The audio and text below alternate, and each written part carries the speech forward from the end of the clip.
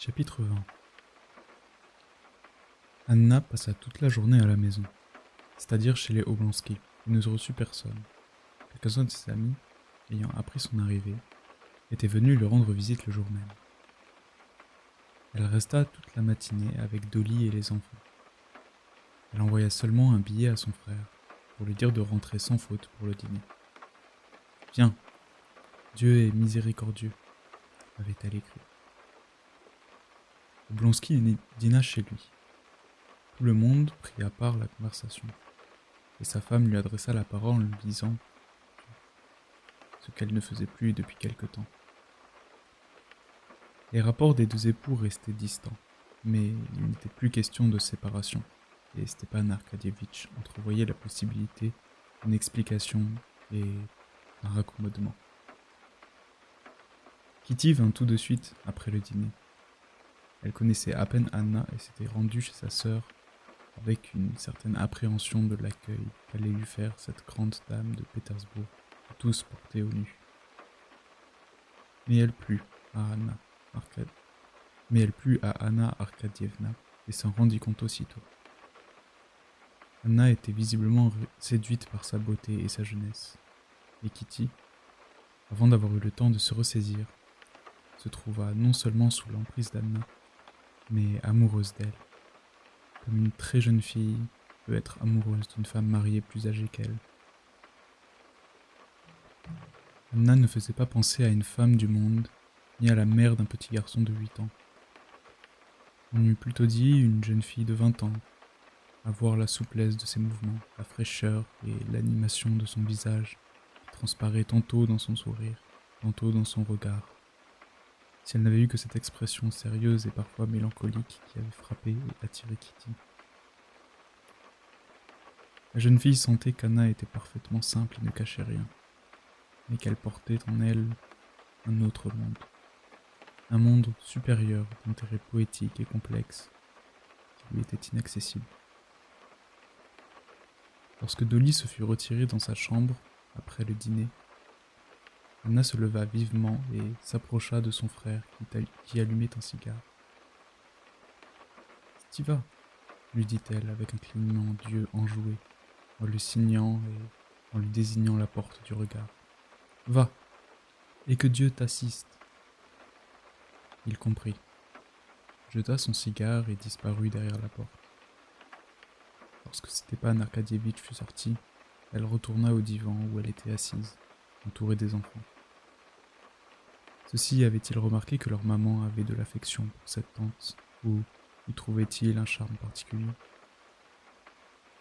Les deux aînés et les plus petits, à leur exemple, ainsi qu'il arrive fréquemment, s'étaient, avant le dîner, accrochés à cette nouvelle tante et ne voulaient plus la quitter.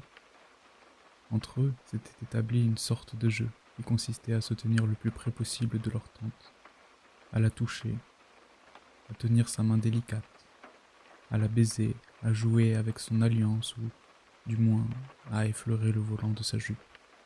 « Voyons, remettons-nous comme nous étions, » dit Anna en se rasseyant. Et Kretcha, rayonnant de fierté et de bonheur, glissa sa tête sous la main de sa tante et l'appuya contre sa robe. « À quand le prochain bal ?» dit-elle en se tournant vers Kitty. « La semaine prochaine. Un bal magnifique. Un de ces bals où l'on s'amuse toujours. »« Il y en a donc où l'on s'amuse toujours ?» dit Anna avec une tendre ironie. « Oui, c'est bizarre, mais c'est ainsi. Chez les Bobrichtchev, on s'amuse toujours. Chez les Nikitine aussi. Tandis que chez les Meshkov, on s'ennuie toujours. Vous n'avez pas remarqué cela? Non.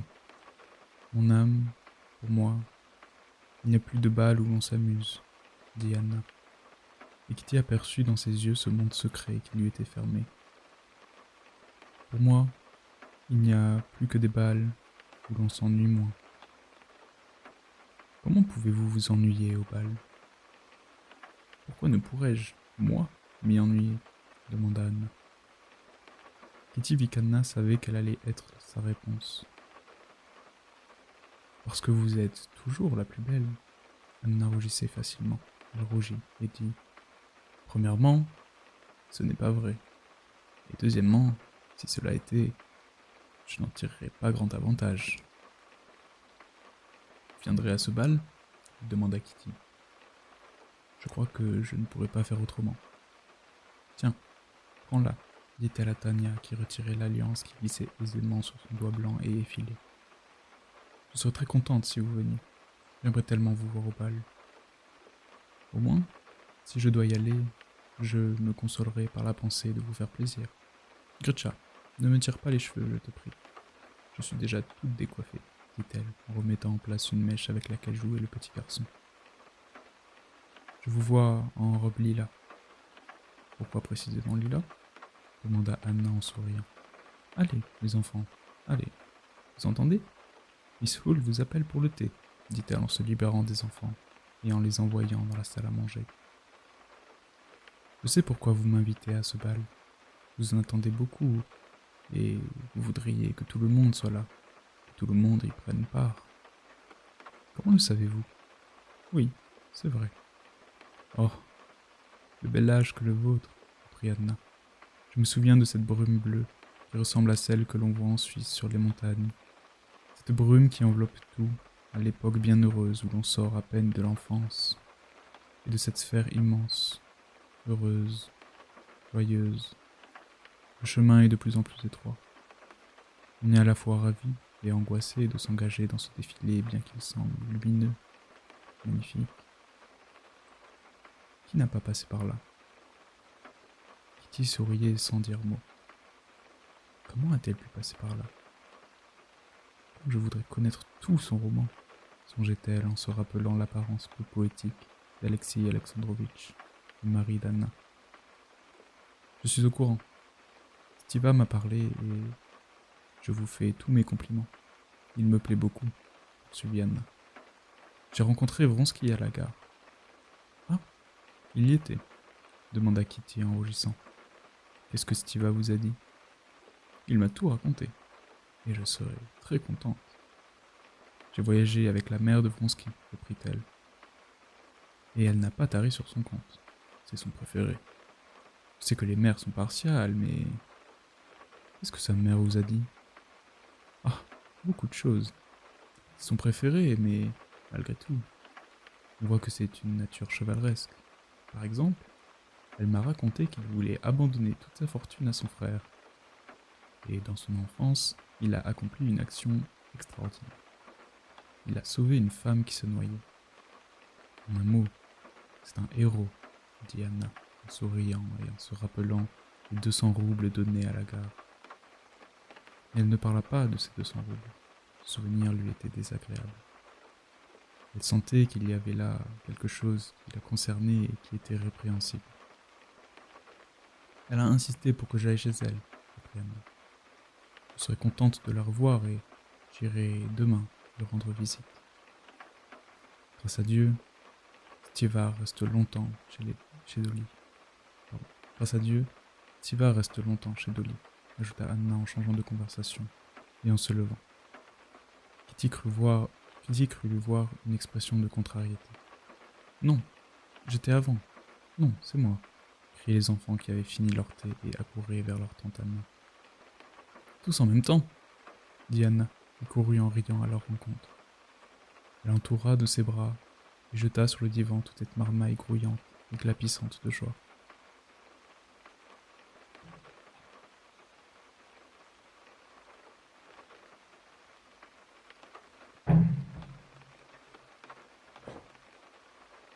Chapitre 21. Dolly sortit de sa chambre pour le thé des grandes personnes. Stepan Arkadévitch ne se montra point. Il avait, sans doute, quitté la chambre de sa femme par la porte de derrière. « Je crains que tu n'aies froid, en haut, » dit Dolly en se tournant vers Anna. « Je vais te faire installer en bas.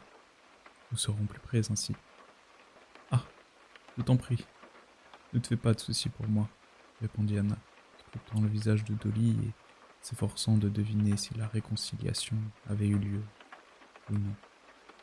« Tu auras plus de jours ici, » répondit sa belle-sœur. « Je te dis que je dors partout comme une marmotte. De quoi parlez-vous dit Stepan Arkadievitch, en sortant de son cabinet et en s'adressant à sa femme. Au son de sa voix, Kitty et Anna comprirent tout de suite qu'ils s'étaient raccommodés. Je voudrais mettre Anna ici, mais il faudrait mieux changer les rideaux. Personne ne saura le faire, il faut que ce soit moi, lui répondit Dolly. Dieu sait s'ils sont tout à fait réconciliés, songea Anna en remarquant le calme et la froideur de Dolly. Ne te complique donc pas... Pardon. Ne te complique donc pas toujours l'existence, Dolly, lui dit son mari. Si tu veux, je m'en occuperai. Oui, ils ont sans doute fait la paix, se dit Anna. Je vois d'ici comment tu t'y prendras, répliqua Dolly. Tu donneras à Matvei des ordres incompréhensibles, puis tu t'en iras et il embrouillera tout. Et un sourire moqueur entrouvrit les lèvres de Dolly. La réconciliation est complète, conclut Anna. Dieu merci. Et, heureuse à la pensée d'en être la cause, elle s'approcha de Dolly et l'embrassa. Pas du tout. Pourquoi nous méprises-tu tellement, Matvei et moi dit Stepan Arkadievitch, en se tournant vers sa femme avec un sourire à peine perceptible. Toute la soirée, Dolly fut, comme à l'ordinaire, légèrement ironique à l'égard de son mari. Et Stepan Arkadievitch, gai et content, mais juste assez pour ne pas avoir l'air, étant pardonné, d'oublier ses torts. À 9h30, la conversation, particulièrement enjouée ce soir-là autour de la table à thé des Oblonsky, fut troublée par un incident en apparence des plus ordinaires, mais qui parut étrange à chacun. Comme ils parlaient de leur connaissance commune de Pétersbourg, Anna se leva vivement. « J'ai leur photographie dans mon album, dit-elle, et par la même occasion, je vous montrerai mon Serioja, ajouta-t-elle, avec un sourire de fierté maternelle. Vers 10h, moment auquel elle disait habituellement bonsoir à son fils, et souvent venait le border, elle-même avant de partir au bal, elle avait éprouvé de la tristesse à être si loin de lui. Et quel que fût le sujet de la conversation, elle se reportait à tout instant en pensée auprès de son Serioja, aux cheveux bouclés. Le désir lui vint de contempler sa photographie et de parler un peu de lui. Saisissant le premier prétexte, elle se leva et, de son pas ferme et léger, alla chercher son album. L'escalier qui menait à sa chambre donnait sur le palier du grand escalier chauffé du rez-de-chaussée. Au moment où elle sortait du salon, un coup de sonnette retentit dans le vestibule. « Qui cela peut-il être » dit Dolly. « C'est trop tôt pour venir me chercher, et trop tard pour une visite, » observa Kitty. « C'est sans doute de la paperasse qu'on m'apporte, » dit Stepan Arkadievitch. Tandis qu'Anna passait près de l'escalier, un domestique monta 4 à 4 pour annoncer un visiteur. Celui-ci attendait sous la lampe du vestibule. Anna, jetant un coup d'œil en bas, reconnut aussitôt Vronsky, et un bizarre sentiment de plaisir, mêlé de crainte, agita soudainement son cœur. Il restait debout, sans ôter son paletot, et sortait quelque chose de sa poche. Au moment où elle atteignait le milieu de l'escalier, il leva les yeux, l'aperçut, et son visage prit une expression confuse et effrayée. Elle inclina légèrement la tête et passa. Aussitôt après, on entendit la voix sonore de Stepan Arkadievitch prier son ami d'entrer, et la voix tranquille, douce et un peu sourde de Vronsky décliner son offre. Lorsqu'Anna revint avec son album, il n'était plus là. Stepan Arkadievitch racontait qu'il était venu s'informer du dîner qu'on donnait le lendemain en l'honneur d'une célébrité de passage. Il n'a jamais voulu entrer, comme il est drôle, ajouta Stepan Arkadievitch. Kitty rougit. Elle croyait être seule à deviner pourquoi il était venu et pourquoi il n'était pas entré. Il est passé chez nous, songea-t-elle. et il ne m'a pas trouvé. Alors il a pensé que j'étais ici. Mais il n'est pas entré parce qu'il était trop tard, et parce qu'Anna était ici. Tous échangèrent des coups d'œil, sans mot dire, et commencèrent à regarder l'album d'Anna. Il n'y avait rien d'extraordinaire, ni de singulier dans le fait de passer 9h30 chez un ami pour demander des détails sur un dîner projeté, et de refuser d'entrer. Mais tous trouvèrent cela bizarre. Plus que quiconque, Anna en fut intriguée et contrariée. Chapitre 22.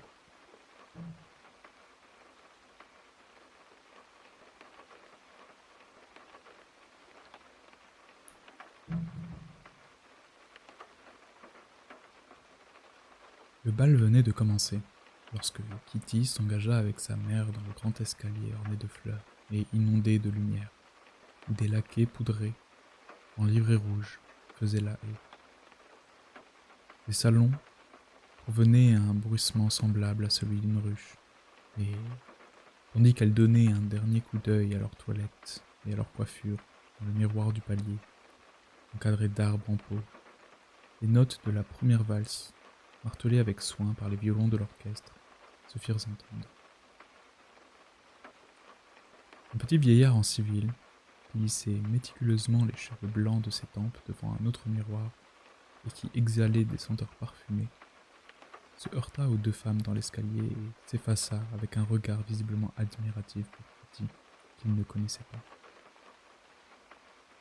Un jeune garçon imberbe, un de ces jeunes mondains que le vieux prince Tcherbatsky avait baptisé des baies jaunes, avec un gilet largement ouvert et une cravate blanche qu'il rajustait en marchant, s'inclina devant elle et dépassa, puis revint sur ses pas pour inviter Kitty pour le quadrille. Le premier quadrille étant déjà réservé à Vronsky, elle dut promettre le second à ce jeune homme. Un officier qui boutonnait son gant se rangea près de la porte et contempla Kitty vêtue de rose, en se caressant la moustache. Bien que sa toilette, sa coiffure et tous les préparatifs de la soirée eussent coûté beaucoup de peine et de réflexion à Kitty, elle faisait son entrée au bal, dans la robe de tulle compliquée montée sur un fourreau rose, avec autant d'aisance et de simplicité que si nœuds de ruban, dentelles et tous les accessoires de sa toilette ne lui avaient demandé ni à elle, ni à ses femmes de chambre une minute d'attention, comme si elle était née dans ce tulle et ces dentelles, avec cette haute coiffure surmontée d'une rose encadrée et de deux petites feuilles. Lorsque la vieille princesse, avant d'entrer dans le salon, avait voulu rajuster le ruban qui ceignait sa taille, Kitty s'était refusée gentiment. Elle sentait que tout ce qu'elle portait devait l'apparaître naturellement, avec grâce, et qu'il n'était besoin de rien corriger. Kitty était dans un de ces heureux jours.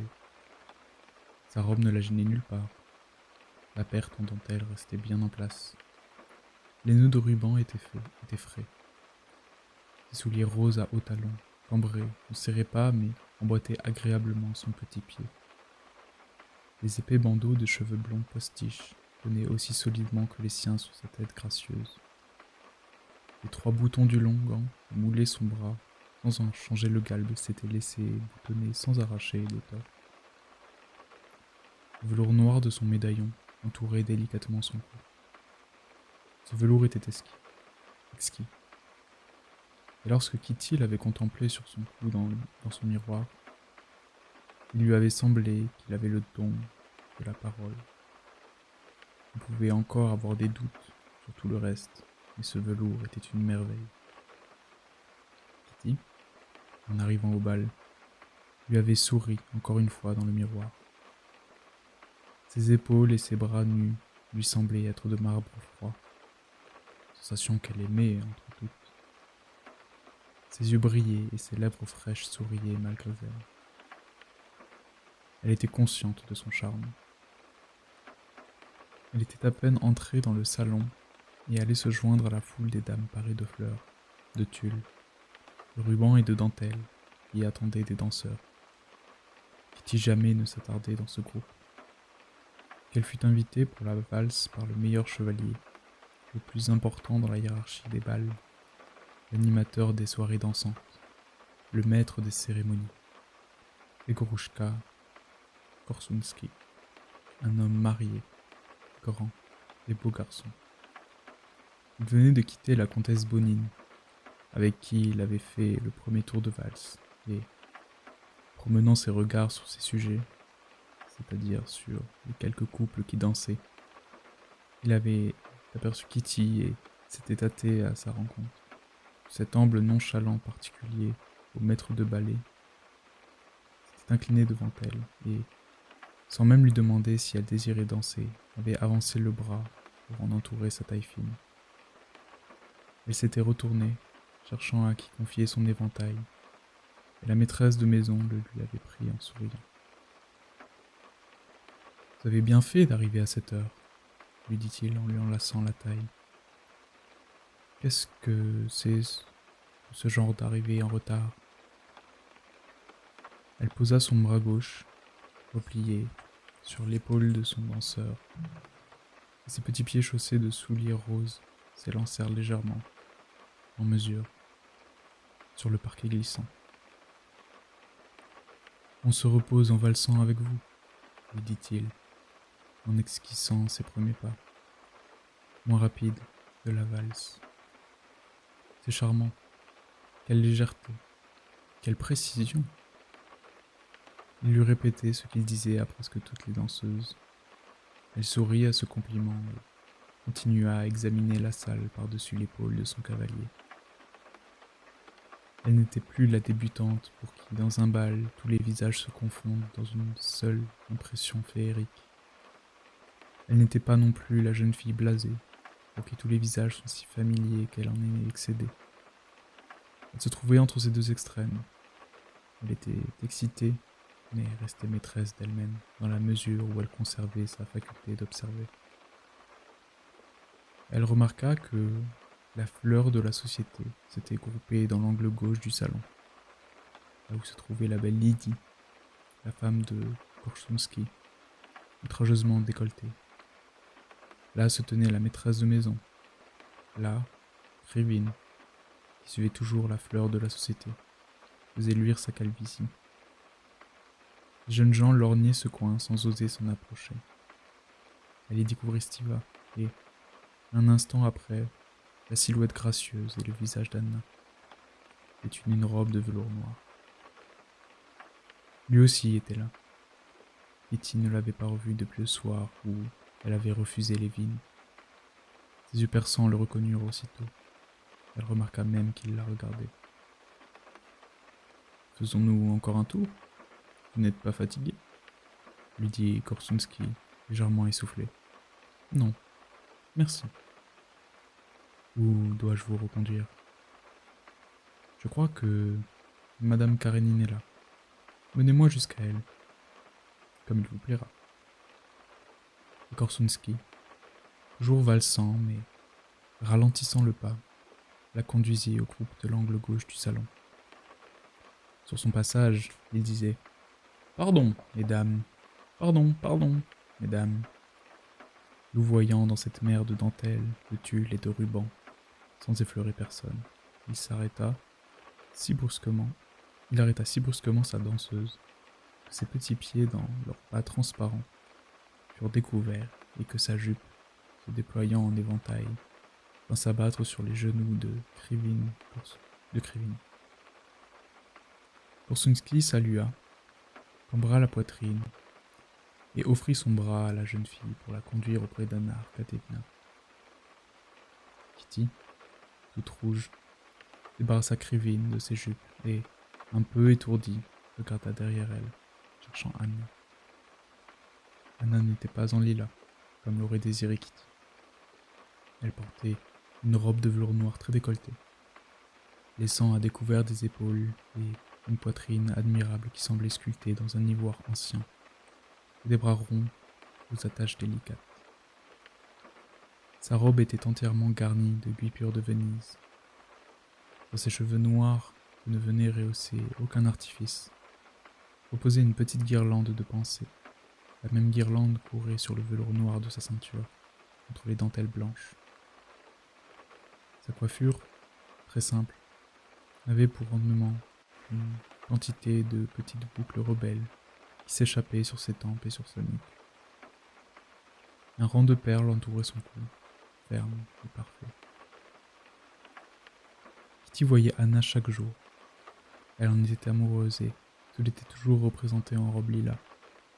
Mais maintenant qu'elle la voyait en noir, elle sentait qu'elle n'avait pas su apprécier tout son charme. Elle la vit soudain sous un jour tout différent. Elle comprit qu'Anna ne pouvait être en lilas et que son charme consistait précisément à effacer sa toilette, à la faire oublier. Ce n'était que le cadre où elle ressortait, simple, naturelle, élégante et en même temps gaie et enjouée. Elle se tenait très droite comme toujours. Lorsque Kitty s'approcha de son groupe, elle parlait avec le maître de maison, en tournant légèrement la tête de son côté.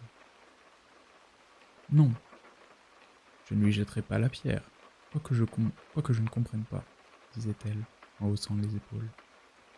Et aussitôt, elle se tourna vers Kitty avec un tendre sourire protecteur. Elle enveloppa la toilette de Kitty d'un rapide coup d'œil féminin et lui fit un petit signe de tête approbateur que la jeune fille comprit. « Vous faites votre entrée en dansant, lui dit-elle. C'est une de mes plus précieuses auxiliaires, dit Korsunski, saluant Anna Arkadievna, qu'il n'avait pas encore vue. La princesse contribue à embellir et à animer un bal. Un tour de valse, Anna Arkadievna, dit-il en s'inclinant. Vous vous connaissez ? Demanda le maître de maison. Nous connaissons tout le monde. Ma femme et moi, nous sommes comme les loups blancs, répondit Korsunski. Un tour de valse, Anna Arkadievna. Je ne danse pas, quand je puis m'en dispenser, dit-elle. Aujourd'hui, impossible, lui répondit Korsunski. À ce moment, Vronsky s'approcha. Si c'est impossible autrement, dansons, dit-elle sans prêter attention au salut de Vronsky et en posant vivement sa main sur l'épaule de Korsunski. Pourquoi lui en veut-elle ? Songea Kitty, qui voyait qu'Anna avait à dessein refusé de répondre au salut de Vronsky. Celui-ci rejoignit Kitty, lui rappela qu'elle lui avait promis le premier quadrille et exprima ses regrets de ne pas avoir eu le plaisir de la voir ces derniers temps. Kitty regardait avec admiration Anna valser et écoutait Vronsky. Elle attendait qu'il l'invitât, mais il n'en faisait rien. Elle le regarda avec étonnement. Il rougit et se hâta de l'inviter. Mais il avait à peine enlacé sa taille fine et esquissé le premier pas que la musique s'arrêta. Kitty regarda son visage, qui se trouvait si près du sien. Plusieurs années après, ce regard plein d'amour qu'elle lui avait jeté en cet instant, et auquel il n'avait pas répondu, lui déchirait encore le cœur avec un sentiment de honte torturante. « Pardon, pardon, la valse, cria Korsunski à l'autre bout de la salle, et saisissant la première cavalière venue, il se remit à danser. Chapitre 23.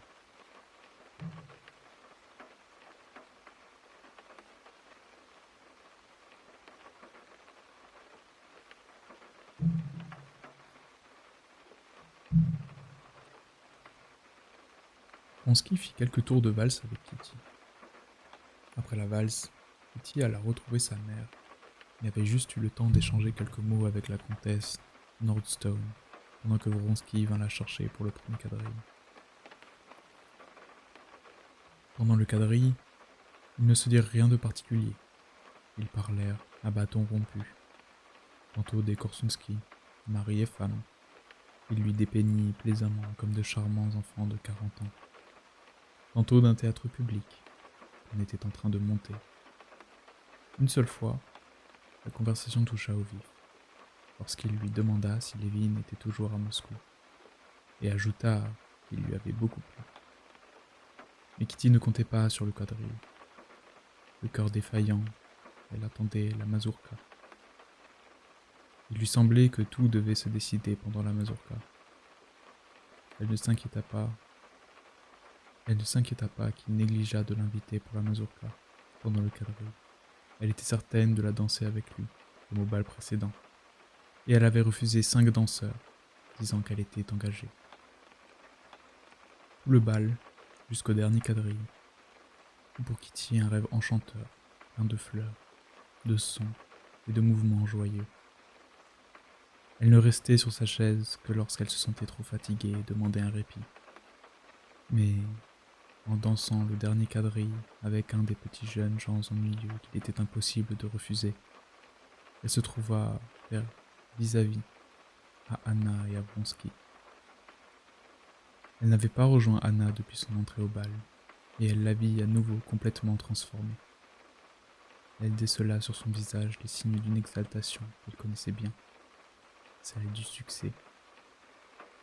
Elle voyait qu'Anna était enivrée de l'admiration qu'elle avait fait naître.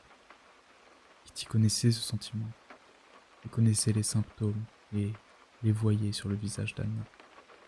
Elle voyait la lueur étincelante et tremblante de ses yeux, son sourire heureux et triomphant, ses lèvres involontairement frémissantes, la grâce, la justesse et la légèreté de ses mouvements.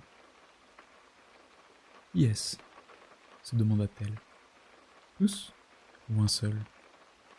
Et, tout en laissant son malheureux danseur chercher en vain à renouer le fil de la conversation, et en se soumettant aux appels joyeux et impératifs de Korsunski, qui leur enjoignait de se faire tantôt le grand rond, tantôt la chaîne, elle observait, et son cœur se serrait de plus en plus. Non, ce n'est pas de l'admiration de la foule qui la grisait, mais celle d'un seul. Est-il possible que ce soit lui ?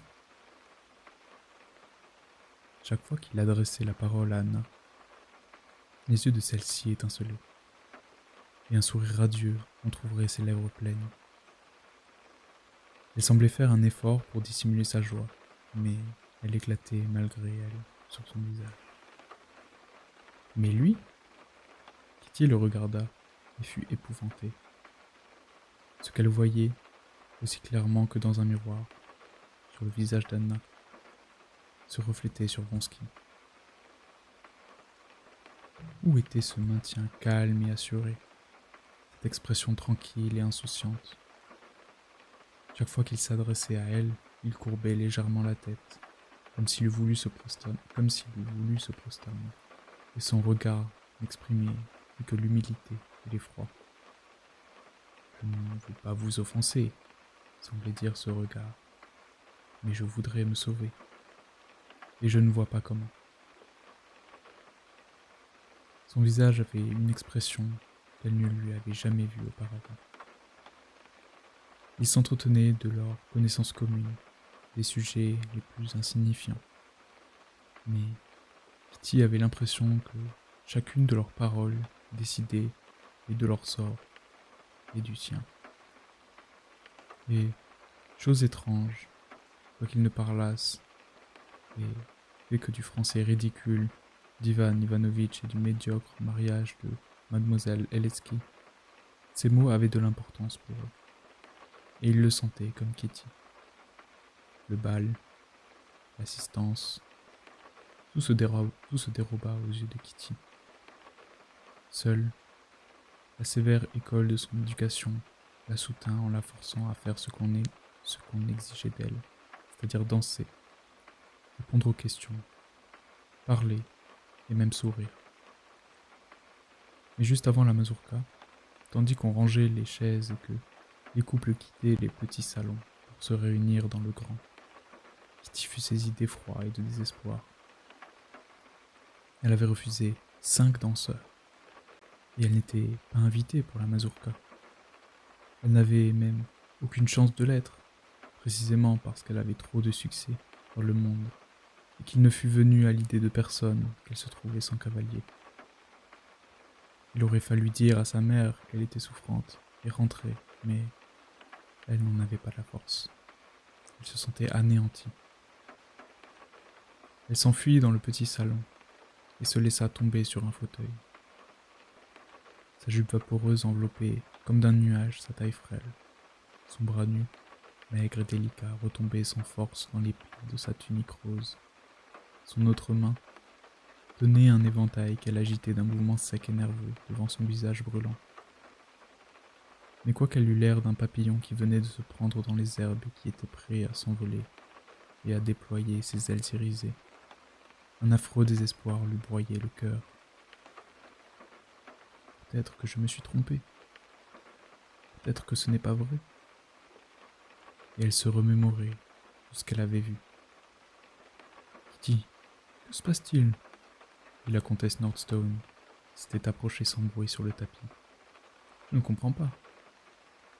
La lèvre inférieure de Kitty eut un frémissement. Elle se leva précipitamment. Tu ne danses pas la mazurka? Non, non, dit Kitty, d'une voix que les larmes faisaient trembler. Il l'a invitée devant moi, dit la comtesse Nordstone, sachant que Kitty comprendrait de qui il s'agissait. Elle lui a dit: Je croyais que vous dansiez avec la princesse Tcherbaski. Ah, cela m'est égal, répondit Kitty. Personne, sinon elle-même, ne comprenait sa situation. Personne ne savait que la veille, elle avait refusé un homme qu'elle aimait peut-être, parce qu'elle avait mis sa confiance dans un autre. La comtesse Nordstone alla chercher Korsunski, avec qui elle dansait la mazurka, et lui enjoignit d'inviter Kitty.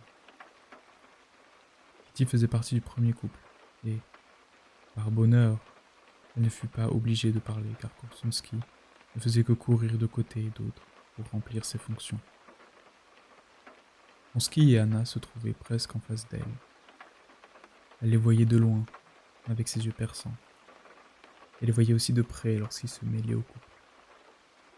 Et plus elle les regardait, plus elle se persuadait que son malheur était consommé. Elle voyait qu'il se sentait seul, dans cette salle comble.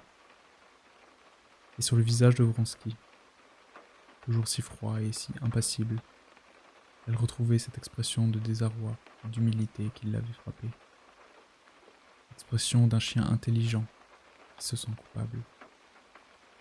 Anna souriait, et il lui répondait à son sourire. Elle devenait songeuse, et il reprenait son sérieux. Une force surnaturelle attirait les regards de Kitty vers le visage d'Anna.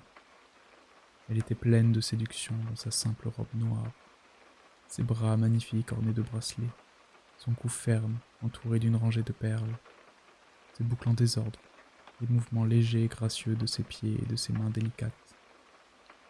Son beau visage animé, tout en elle était attrayant. Et ce charme avait quelque chose de terrible et de cruel. Kitty l'admirait encore plus qu'avant, et sa souffrance en était d'autant plus aiguë. Elle se sentait écrasée et son visage la trahissait. Lorsque Vronsky l'aperçut, en la croisant au hasard d'une figure, il ne la reconnut pas tout de suite, quand elle avait changé. « Quel beau bal !» fit-il, pour dire quelque chose. « Oui, » répondit-elle.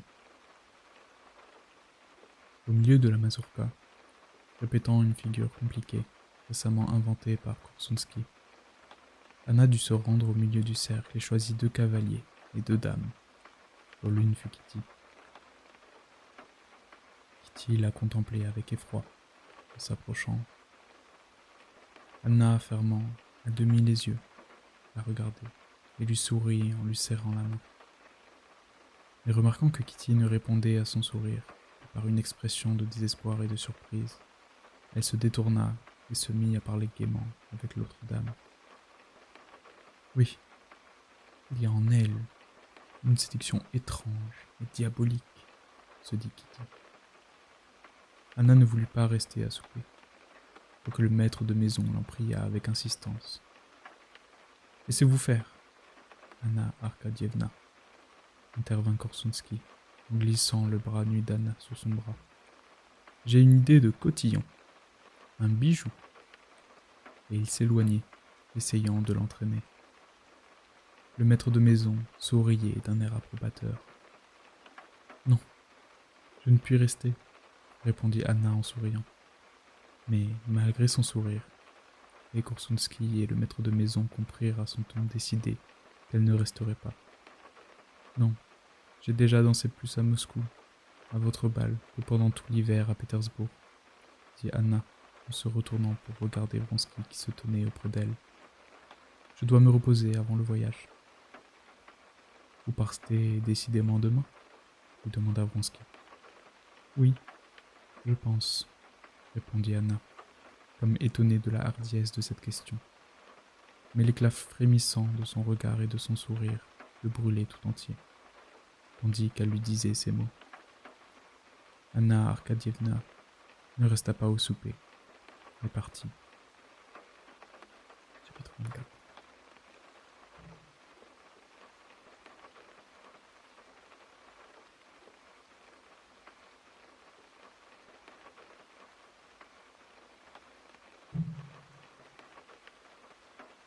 Oui, il y a en moi quelque chose de repoussant, songeait Lévin en sortant de chez Sterbatsky pour rentrer à pied chez son frère.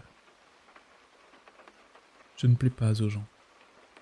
On dit que c'est de l'orgueil. Pourtant, je ne suis pas orgueilleux. Si j'avais de l'orgueil, je ne me serais pas mis dans cette situation. Et il se représentait Vronsky, heureux, bon, intelligent et tranquille, qui jamais certainement ne s'était retrouvé dans la position affreuse où il se trouvait ce soir. Oui, elle devait le choisir. C'était inévitable, et je n'ai à me plaindre ni de rien, ni de personne. C'est moi-même qui suis fautif. Quel droit avais-je de supposer qu'elle désirerait unir sa vie à la mienne? Qui suis-je? Que suis-je? Un homme insignifiant, qui n'est nécessaire à personne. Il songeait à son frère Nicolas, et s'attardait avec joie à se souvenir. N'est-il pas de raison de dire que tout sur terre est mauvais et sordide? Je crains que nous n'ayons pas été justes en jugeant Nicolas. Évidemment, au point de vue de Procope qui l'a vu ivre dans une pelisse en lambeaux, c'est un homme méprisable. Mais moi, je le vois différemment. Je connais son âme, et je sais que nous nous ressemblons.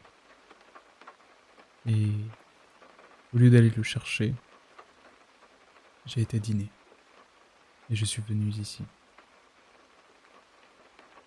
Lévin s'approcha d'un réverbère pour lire l'adresse de son frère qu'il avait dans son portefeuille, et appela un fiacre. Pendant le trajet, qui fut long, il évoqua avec netteté tous les événements de la vie de son frère Nicolas, qui lui étaient connus. Il se souvint qu'à l'université et pendant l'année qui avait suivi, il avait vécu comme un moine, malgré les moqueries de ses camarades, observant scrupuleusement toutes les prescriptions de la religion.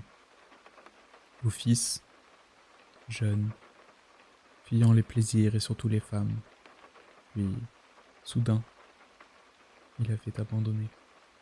S'était lié avec des gens les plus vils et lancé dans une débauche éhontée.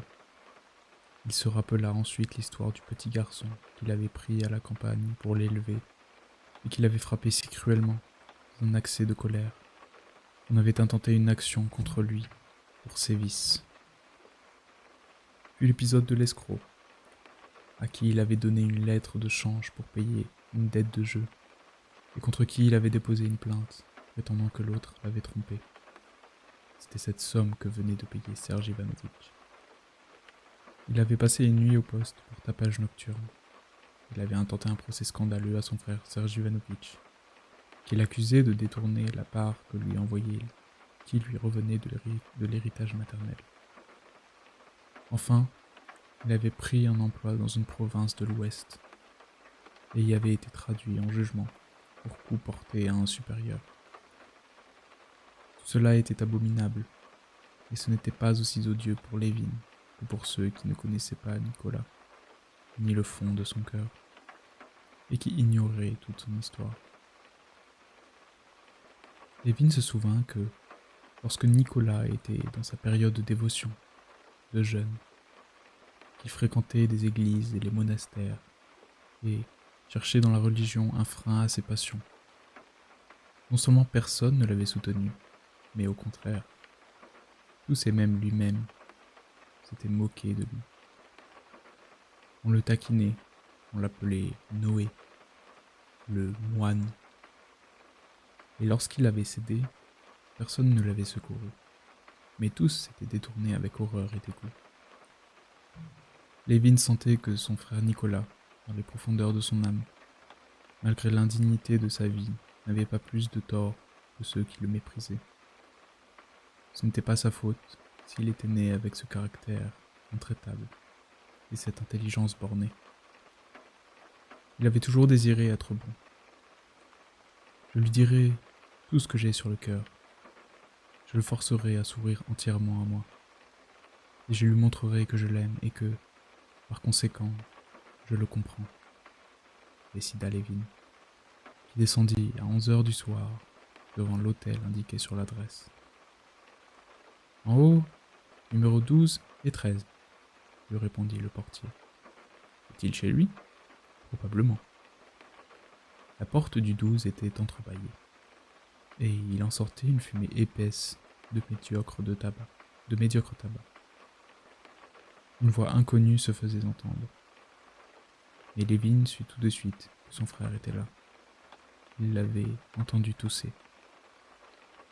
Lorsqu'il entra, la voix inconnue disait « Tout dépend du sérieux avec lequel on mènera l'affaire. » Constantin Lévin jeta un œil à l'intérieur de la pièce et vit que celui qui parlait était un jeune homme en gilet de paysan, avec un énorme bonnet sur la tête. Une jeune femme, marquée par la petite vérole, vêtue d'une robe de laine sans col ni manche, était assise sur le divan. On ne voyait pas son frère. Le cœur de Constantin se serra à la pensée du milieu étrange où vivait son frère. Personne ne l'avait entendu, et Constantin, en ôtant ses caoutchoucs, prêtait l'oreille aux propos de l'homme en gilet. Il parlait d'une affaire. « Le diable emporte les classes privilégiées », dit la voix de son frère lorsqu'il eut fini de tousser. « Matcha, trouve-nous de quoi souper et donne-nous de l'alcool, s'il en reste. Sinon, va en chercher. » La femme se leva, passa derrière la cloison et aperçut Constantin. « Il y a là un monsieur, Nicolas Dmitritch, dit-elle.